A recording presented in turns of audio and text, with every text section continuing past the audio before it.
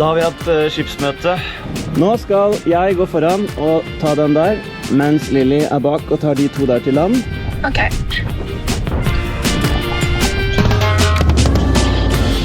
Er vi fri? Kult. Hvis du kommer foran da, så skal vi ligge her litt.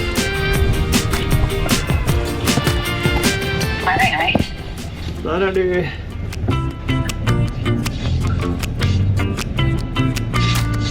Ok, der er det der siste, ikke sant? For nå nærmer vi oss utgangen.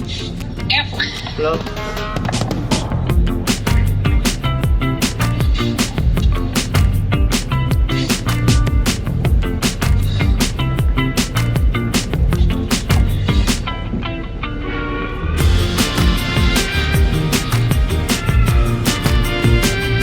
Ha det, kjæringen!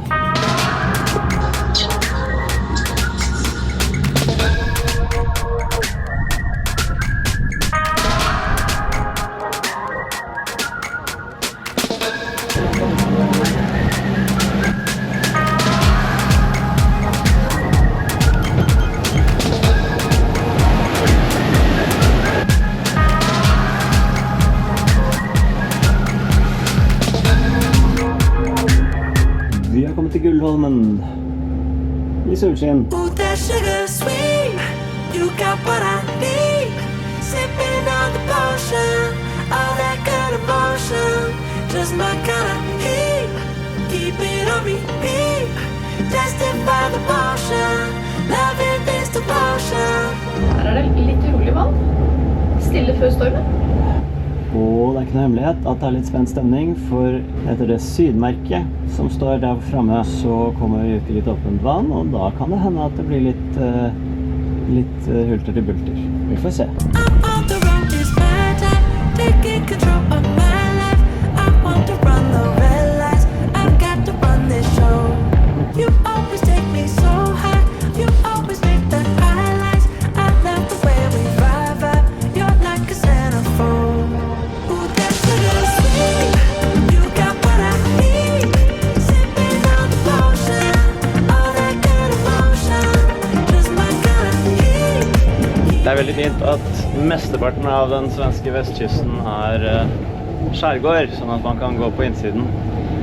Det hadde ikke vært noe særlig å gå til Varberg og Falkenberg og disse stedene vi var i fjor med det været her.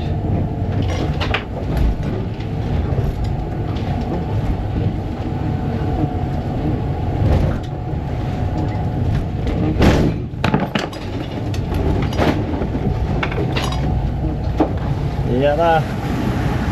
Det var første testen. Det var nok noen 2 meter der, altså. Det er ommøblert bak her i salongen. Vi har kommet til Grønsund. Der inne er det også veldig fint anbefales. Vi har ikke vært her på lenge. Og da burde det komme Lysekil. I noen vinkler på bølgene så skal det ikke så veldig store bølger til før det blir veldig vått.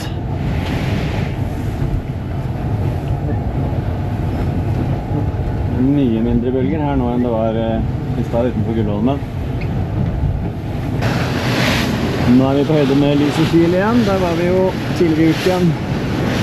Det lufter nok inn i Vestlandet der nå. Og på brygga til Anders på Jernet. De fleste vi snakker med anbefaler den nordre havnen når man skal til Lysekil. Og den kommer man til rundt hjørnet her. Forbi det lille huset på fjellet. Her er det noe med bunnforholdene igjen, vet du, som gjør at det maser seg noe veldig opp.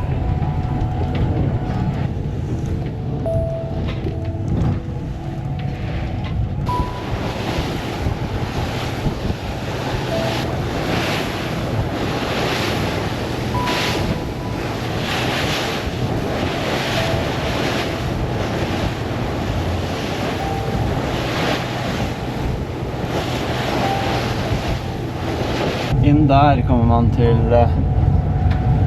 nordre havnen i Lysekil. Nå kan vi se hvor effektiv den antiduggen var. Når vi ser på vinduene der borte.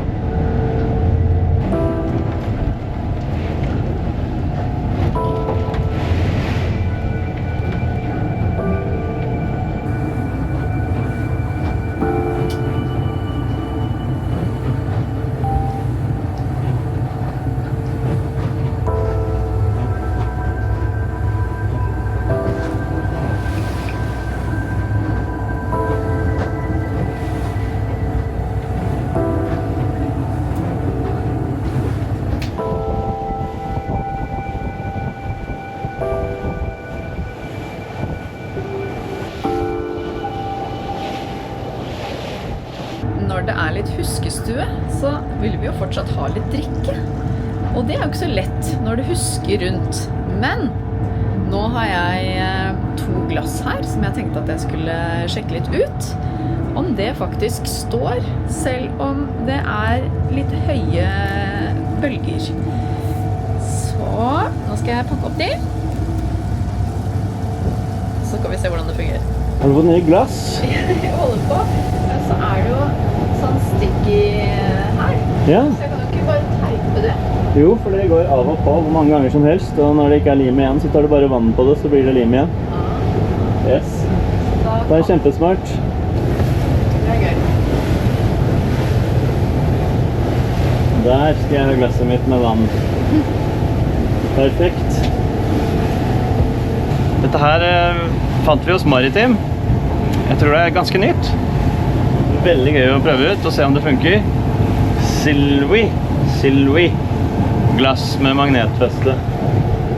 Så kult at du tok fram dem nå. Det er jo perfekt i det været her. Ja, vi får se om det funker. Så har det noe med tyngdekraften å gjøre, da. Det er klart det funker. Jo, glasset står nok, men vannet kan jo ikke Ja, det er ikke glasset... noe vits å fylle fullt. Hvor skal vi ha den neste da? Et sted hvor du ønsker tilgang. Vi skulle hatt et eget sånt glasskamera nå da. Der.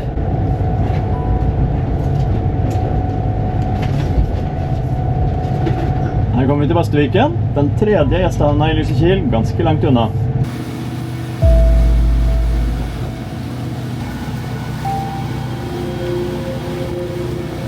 Nå går vi rett mot Bohus Malmön. De nye glassene våre er absolutt tilskjøtsgodkjente. Det funker så det griner. Bølger og pumpet i føre. Ikke noe søl. Og lett tilgjengelig.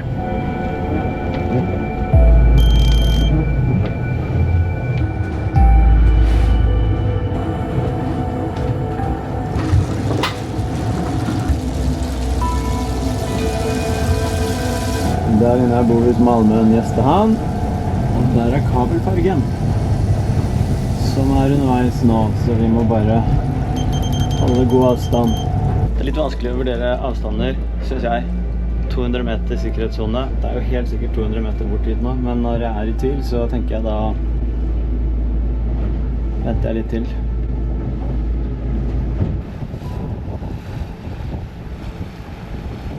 Nå fikk jeg lyst til å vente bare til han er i land igjen. Det er den nå.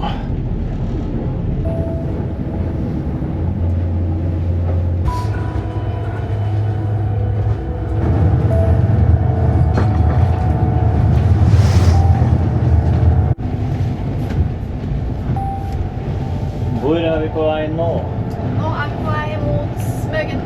Og så skal vi inn mellom Smøgen og Kongshamn og inn i Solkanalen.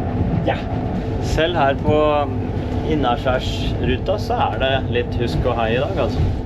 Vi har kommet til Fisketongen. Det er det siste stedet før Smøgen. Smøgen ligger der borte. Du ser vanntårnet slikker seg akkurat over fjellkanten der. Her møter vi en seiler som er ute i god seilevind. Veldig rev i seilen i dag.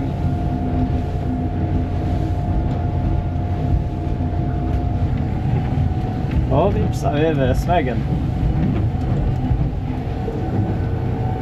Jeg trodde kanskje at det skulle være litt roligere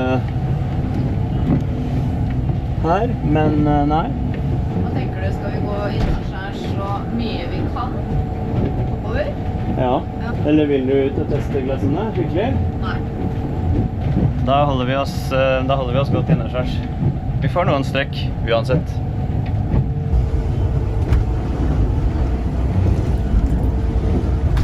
Det funker som en kule.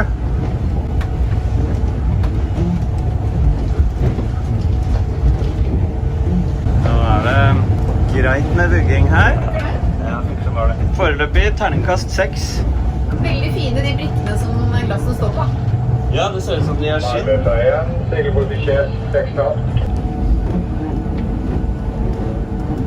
De er til sjøs godkjente. Da er Smøgen tilbakelagt. Da er neste Sotekanalen. Det skal altså løye jo lenger nord vi kommer, og hvis værvarselet holder mål, så skal vi kunne legge til i 4 til 6 meter i sekundet fra syd, hvilket jo er veldig enkelt. Så det ser vi frem til. Det som er spenningsmomentet nå, det er når vi kommer ut oppe på nordsiden av Sotekanal og får passert Hundebostrand og Bovaldstrand og kommer ut i Humperne. Men vi skal passe på å rapportere. Du skal ikke gå glipp av noen ting. Du er jo tross alt med til sjøs.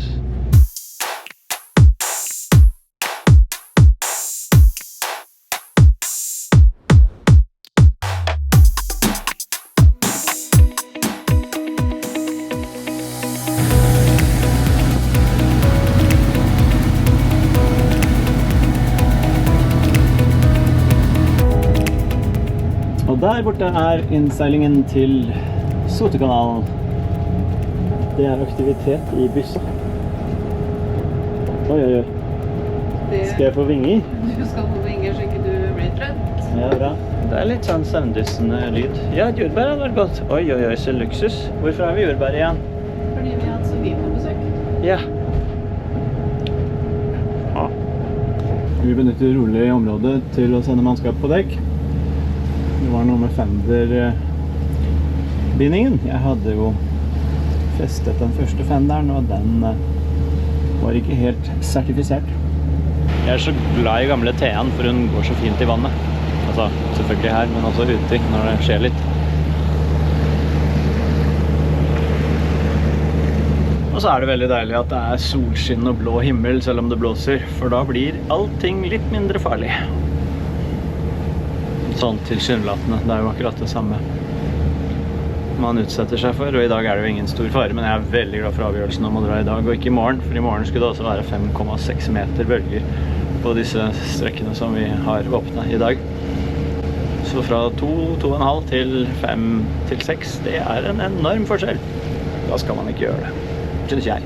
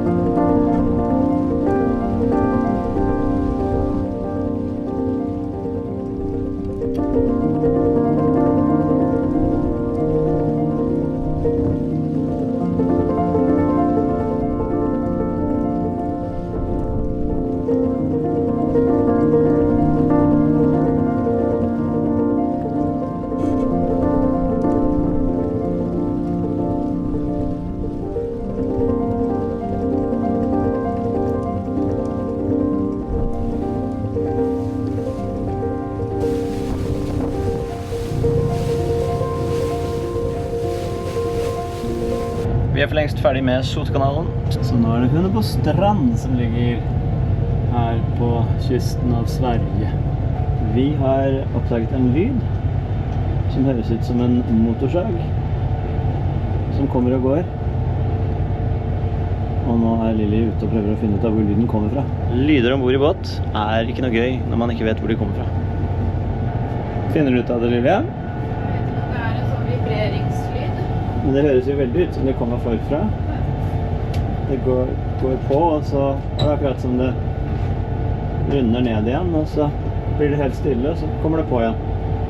Men den ble helt borte nå. Bank i bordet. Hørte du da? Ikke for meg som det var en vibrasjonslyd, så jeg skjønner ikke hvor det kommer fra.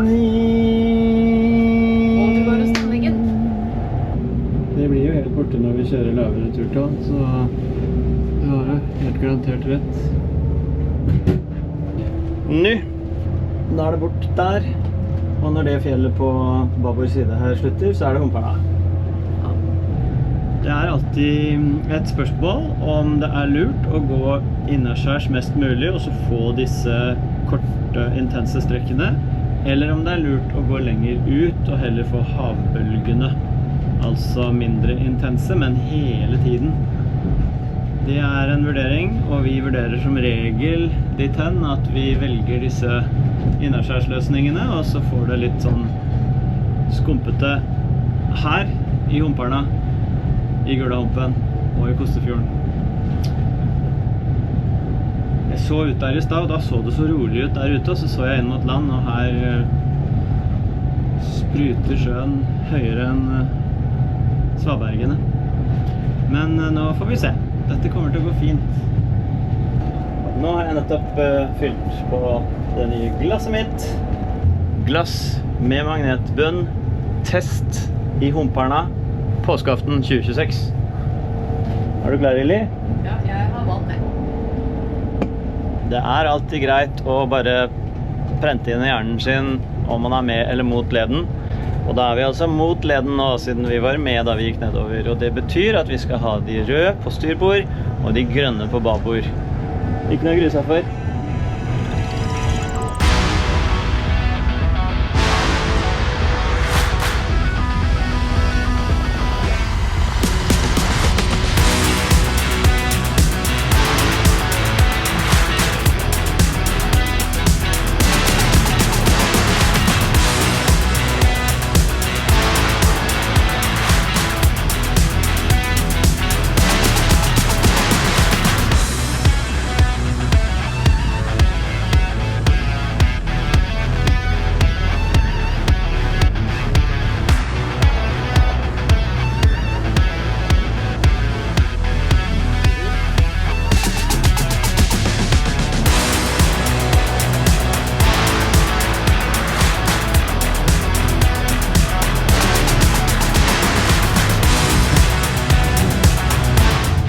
Et par skikkelig på siden, og da fikk vi virkelig merke hvor mye det kan krenge dette her.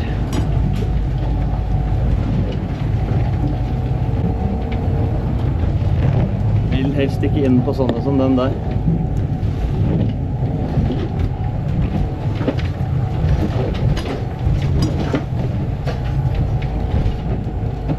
Kun kort tid igjen, og jeg tror vi kan si at dette er den verste strekningen vi skal i dag. Tror du det? Det er bra. Ja, Ja, ok.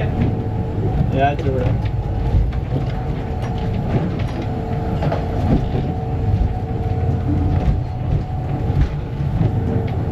Hurra! Hurra! Humparna, Humparna. tilbakelagt. Det var noen skikkelige bølger der, Anders. Ja, det var noen som var mer enn 2 meter der. Og det er egentlig ikke høyden på en bølge som er så veldig viktig, for du kan være ute i bølger i havet som er 4-5 meter høye, men veldig lange, sånn at båten bare går opp og ned. Her kommer det 2 meter bølger med 3 meter avstand, og da blir du som en dupp som blir kastet rundt.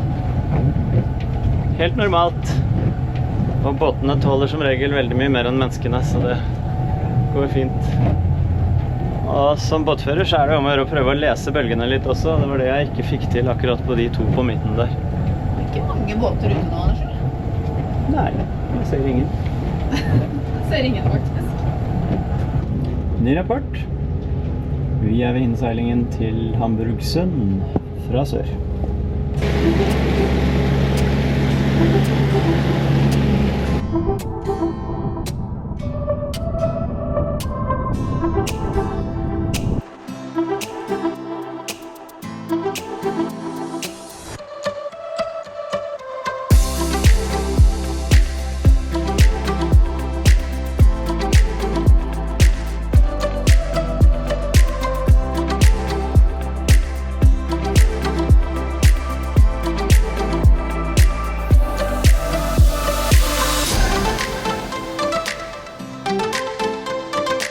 Det er nøyaktig 4 timer siden vi forlot Kjerringen. Nå er vi i Hamburgsund.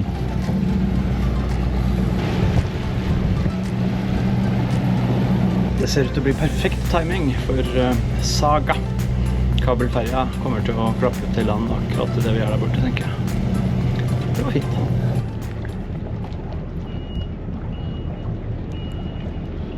Ser vi hvordan vareren fungerer. Der er det store hjulet som trekker.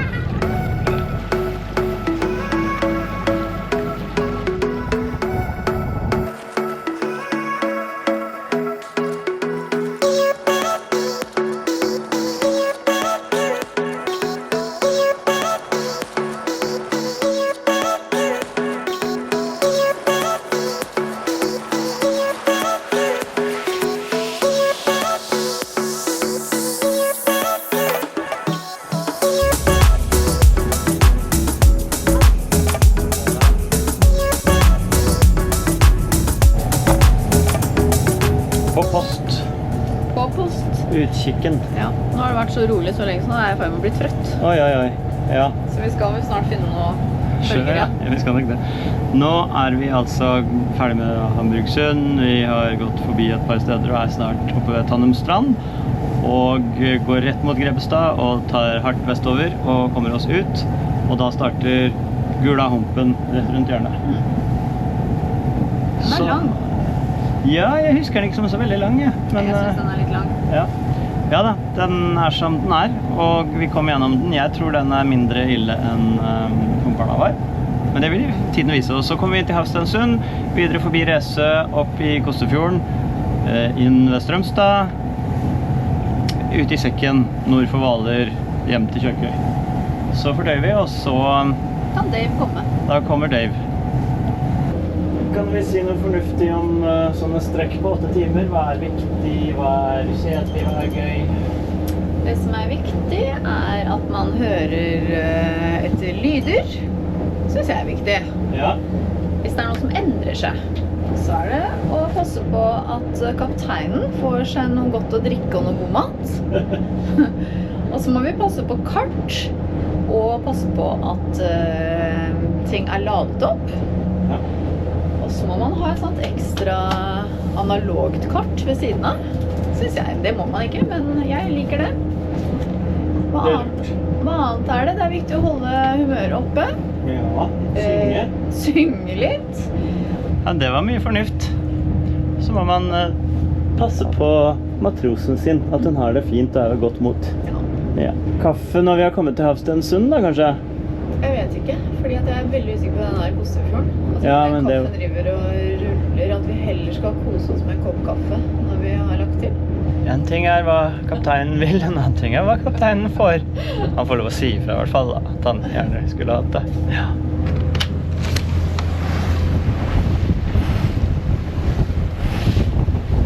Nå er vi på vei ut i Gula Humpen. Vi har kortet den ned bitte lite grann. Får vi se om det blir noe bedre av det. Glasset står.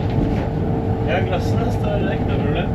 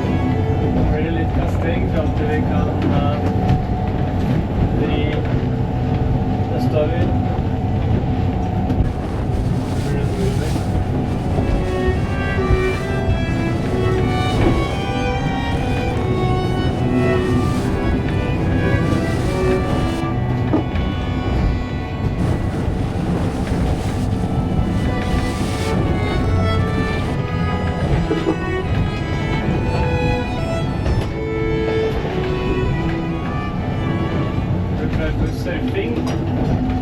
Ja. Det var jo ikke så galt. Nei, det ting i båten som problemet. Ja. Det rumler og holder på. Det lager mye bråk inni skapene. Ja, det smører det bare. Hvis vi skal snakke om litt, hva det som gjør at man kan føle sånn ubehag ved å gå i sånne bølger? Så for min del så det at et eller annet skulle skje der.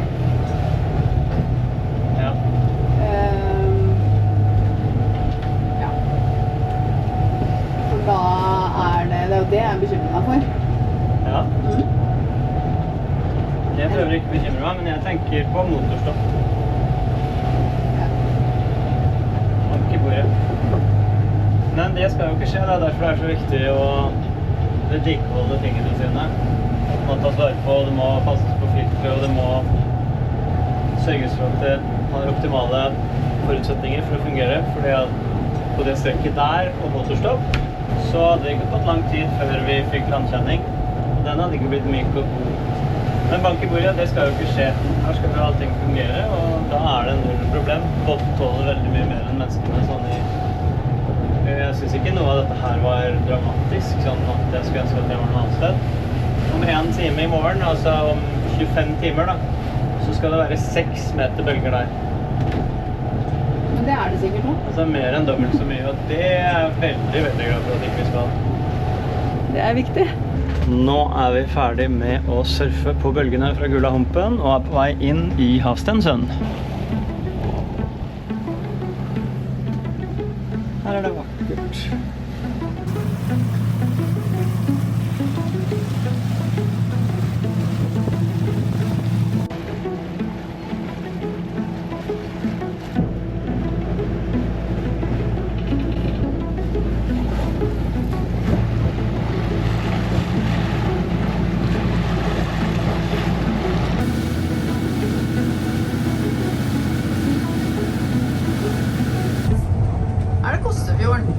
Ja, utfordring nummer 3.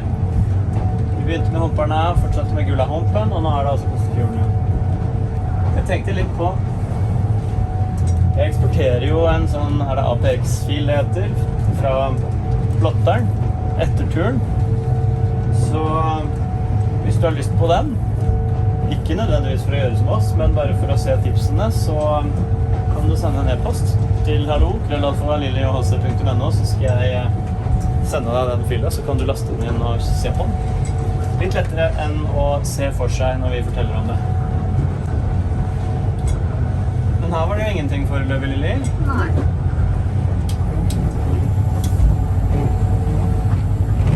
Jeg fant ut nå at Jan har laget vindusspylervæske på vindushuskeren. Se nå. Vi kom nå. Nei, der kom det. Ja. Det klart at Jan har det. Ja, fantastisk. Vi glad i Jan.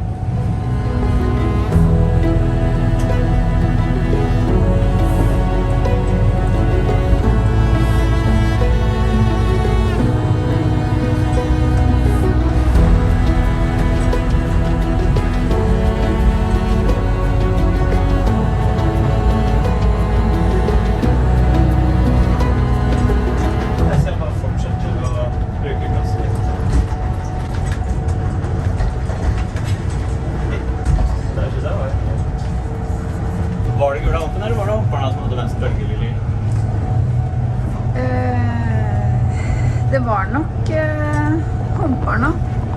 Humperne? Ja. Men begge var mye mer enn her. Absolutt. Eller så var det rett og slett kanskje likt, men vi hadde ikke helt vært ute i det. Man blir jo, venner seg jo til. Ja. Men det som så fint med å ta seg en tur, selv om ikke det helt silkeføre, da blir man litt mer høyda, og så neste gang så har man litt høyere akseptansenivå for hva som greit og ikke greit, så lenge man innenfor fornuft da. Hvis du ute med båten på vinteren, så det så mye lettere å holde på ut på dekk der på sommeren eller våren da. Ja, vinteren en fin sånn vaksine, altså en greie som får deg til å se lettere på det ellers. Det er ikke øl, altså. Nei, dette er Vinger. sukkerfri vingedrikk. I det nye favorittglasset mitt. Strømstadskjærgården er fin. Her havner vi midt i en leteaksjon. Svenske sjøredningen. Det var taget hos Sweden Rescue i alle fall försäkringar för land ifrån Capri. Och vi tar Sirius 310 norr om där. De har fått inn en melding om en liten båt som er savnet Den försäkringen. i Dynekilen. Så nå er det 2 redningsfartøyer og en vannskuter på vei. Skuteren er sjøsatt og skal komme først. Så den er nok ikke langt unna. KBV 310 och länsförsäkringar från Sweden Rescue. Då har vi fått kontakt med de nödställda. De har fått igång sin motor igen och tagit sig i hamn i detta nu vid bågen, vad jag förstår. De säger att de är utan fara och låter rediga. Så vi tror på det. Vi behöver inte fortsätta framkörningen. Länsförsäkringen uppfattas och sakta vi av och vänder hemåt igen. Tack. Och det var uppfattat från KBV 310 avbrutet och vi återgår till Strömstad. Det var fint. Vi tackar ifrån Sweden Rescue. Ni är snabba i Strömstad idag, det tackar vi för. Det er fantastisk. Det er så viktig det de gjør. Det var Ja, tack pappa för og 2 det barn. Emil. Då får vi se om vi hörs igen. Om 310. Snabba som vanligt. Kul att se er. Vi syns igen. Fantastisk. Tack för det. Ha en fortsatt fin påskafton. Slut KBV 310 kom.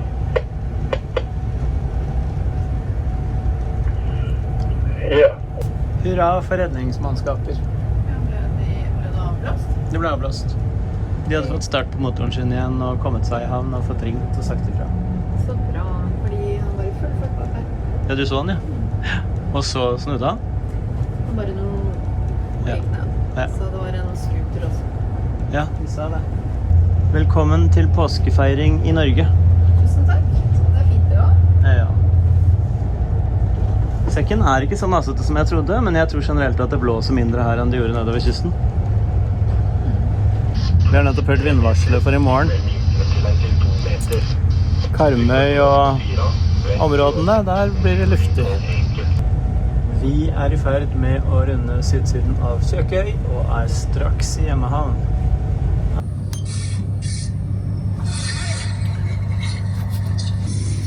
Vi dro klokka 10:20 cirka, og nå er den 19:20. Det betyr 9 timer fra Kjerringøen og rett hjem til Kjøkøy.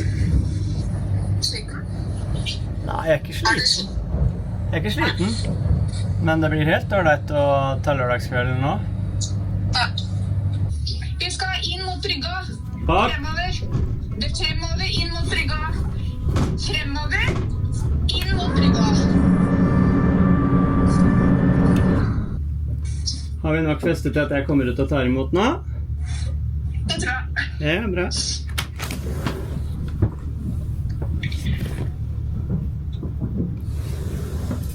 Gratulerer med prikkfri tillegging. Ja, det var vel din fortjeneste? Nei. Du er så flink. Å, takk. Og tusen takk for turen. Takk for turen. Tenk at det ble påskeaften hjemme. Det var jo ikke det vi regnet med. Vi trodde. Nei. Nå skal vi henge på litt ekstra tau. Og Ja. så skal taukiosken få henge på noe... Alt vi har er fendere. Og alle tau vi kan få. Vi ser nå at bøven blir presset innover, og det kommer til å skje i morgen også med sydvesten. Men sånn er det bare. Vi har godt festet her. Ja. Ok, men da jobber vi litt med det. Jeg kommer ut nå.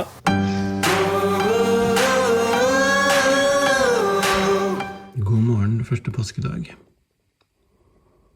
Nå skulle altså Dave ha vært her og røsket veldig i både flaggstang og vimpel, og båt og sjø. Han vegrer seg litt. Første påskedag morgen, 7:15. Her ser vi hvordan Yr ser for seg at det skal være om 3 kvarter.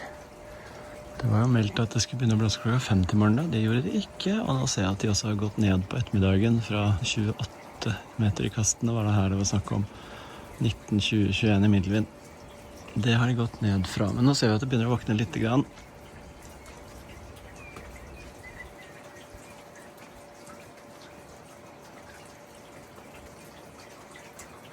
Dette er nok begynnelsen av Dave. Så får vi se hvordan det utvikler seg. Det kjipeste for oss er egentlig hvis det blir veldig høyt vann. Det er ikke noe særlig.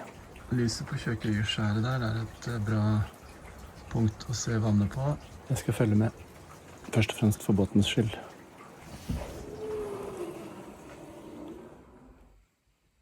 Det er høyvann akkurat nå, ifølge tidevannstabellen. Eller om 15 minutter, 17 minutter. Og så skal det bli lavvann rundt klokka 1, og det er da det skal blåse mest. Så det passer i hvert fall fint at ikke det kommer samtidig. Nå er klokka 9:36, og Dave har våkna, men fremdeles ikke veldig heftig. Og det har blitt høyere vann, for nå er skjæret helt borte. Nå er klokka litt over 10, og vi ser at vannet er på vei ned igjen. Nå sitter det 2 fugler på litt av skjæret. Når vi kommer ned der, så er det helt sikkert alt for mye vind og blås og bråk til å kunne snakke. Så jeg sier det nå, legg merke til det stikketøyet av tau. Det er fortøyd for storm. Som seg hør og bør når Dave skal på besøk.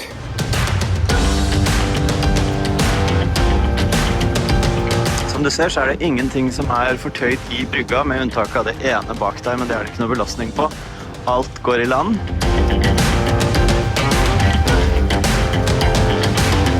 Foreløpig veldig lavt stressnivå. Klokken er 11. Ikke så veldig stor forandring ennå. Vi ser at det er litt bevegelser i T1 nå. Ja, det kommer seg nå.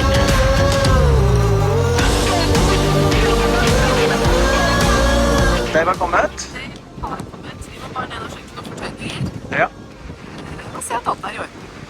vi går.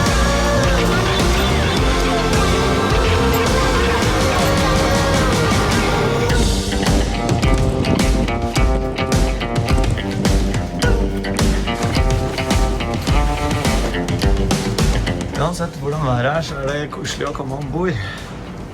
Absolutt. Akkurat nå synes jeg det bølger sånn som i går. Ja. Det er vanskelig å få til mer enn en halvmeter med bølger i Kjøkøysund, for den er jo veldig innerskjærs. Jeg så på oppdatert værvarsel nå, og nå skal vi ikke over 15 meter i sekundet med 21 i kastene. Sånn her de 30 er avblåst. Ja, Dave tok en annen bane, så han treffer ikke Østfold like hardt som de trodde da de oppgraderte til oransje farevarsel i går. Om en times tid så skal det være på det meste. Kanskje jeg skal ta med meg en flaske med bobler, jeg da. Ja, Sitte i stormen og Ja, det synes jeg. drikke bobler.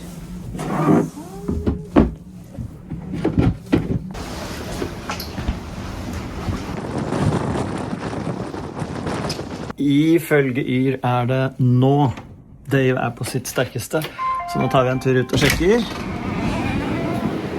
Man kan høre Dave i hvert fall. Heldigvis er vi på lavvann nå, så vi ser fjellet som fyret står på. Skjæret. Kjøkøyskjæret.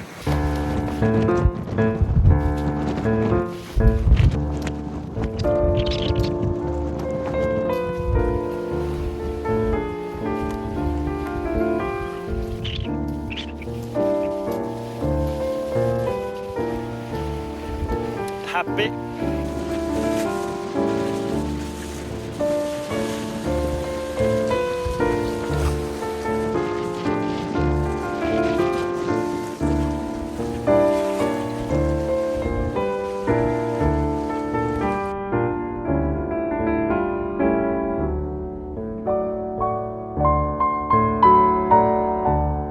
Klokka er 18:34, det er helt stabilt.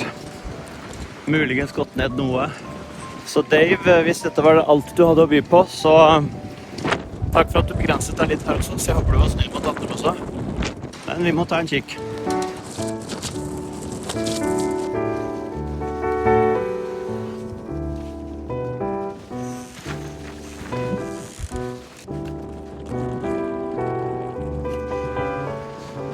Nå er klokka 1:10.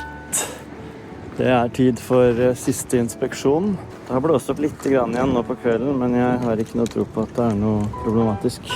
Men vi går og ser.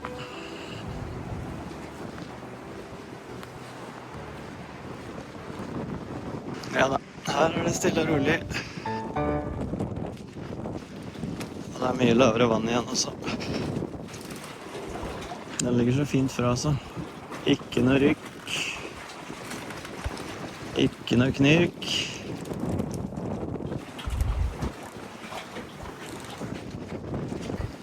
Slakk og fine tøv bak også.